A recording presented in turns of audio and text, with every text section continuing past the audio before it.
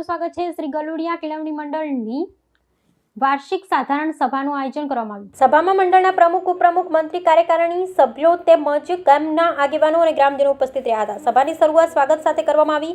ત્યારબાદ શ્રી ગલુડિયા કેળવણી મંડળ, શ્રી BM પટેલ વિદ્યાલય ગલુડિયા, શ્રી HL પટેલ બક્ષીપંચ કુમાર છાત્રાલય તેમજ ગલુડિયા ગામની જમીન હાથના વર્ષ 2025-26ના વાર્ષિક હિસાબો સભા સમક્ષ રજૂ કરવામાં આવ્યા હતા। રજૂ થયેલા હિસાબોની વિગતવાર ચર્ચા કરવામાં આવી હતી અને સભ્યશ્રીઓ દ્વારા સૂચનો તથા અભિપ્રાયો રજૂ કરવામાં આવ્યા હતા।